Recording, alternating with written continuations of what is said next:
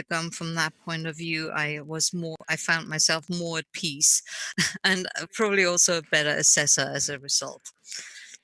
So I have one more question here. In method B, is it enough to identify the components or percentage of each component must be recognizable, even insignificant ones? okay, so that is a very good question. I think my answer is also, unless you have even considered it, how do you know it's insignificant until you've actually tried to look at it?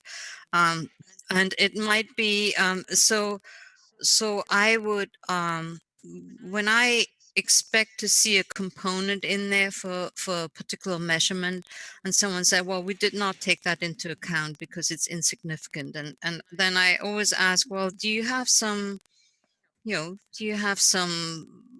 proof for that, or how did you learn that it is insignificant?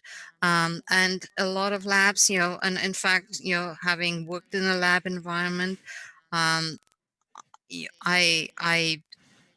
when you find that, whoa, look at this budget, and we do all this work, and it's always not making a slight bit of difference. So after a while, we just say, well, we know what the result is going to be. It's insignificant, so therefore, we might not take it into, we might not even write it into our budget anymore, and just make a note that this was deemed insignificant, and you have the proof for it filed away somewhere. But I would say, if you've never even looked at it and just say it's insignificant because you don't want to think about it, I think that's probably not good enough. Yeah, Helga, Randy here.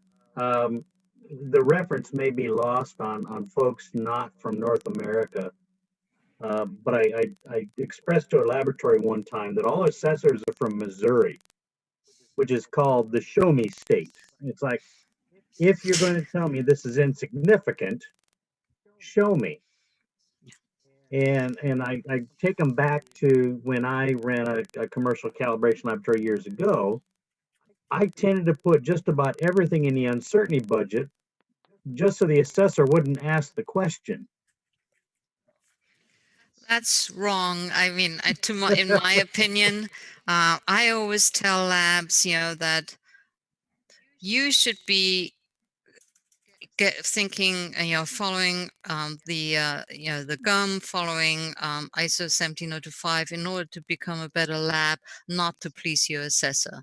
And and I think, but you also have to say, well, if you may know that once you did this experiment in your head, and you still remember how it was insignificant, how is the next guy who's coming after you going to know that?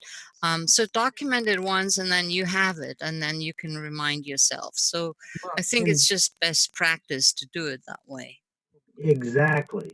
One thing I expressed to some of these folks, it's like, after 1,000 uncertainty budgets, I don't remember what I did, but if I put it in the uncertainty budget with good notes, then I could easily recall the experiment at hand.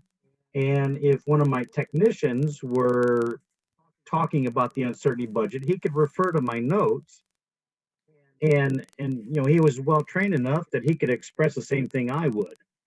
But leaving it out, a lab opens themselves up for all sorts of things. So as an assessor, it's your responsibility to ask these questions and expect a decent answer. Yes, and I think that's one of the things that we want to convey here.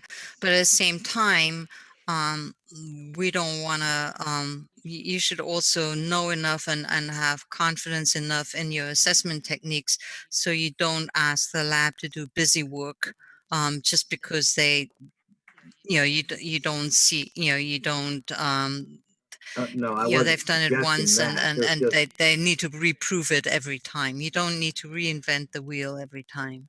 No. These are one of these side discussions that assessors have with laboratories as they build their relationships with the laboratories. You're not consulting. You're not, It's like, hey, you might want to think about, you know, if this, you know, that was a great explanation. If it were in your budget, I would have asked the question. Little things like that. Mhm. All right, can we move on? Yes. All right. So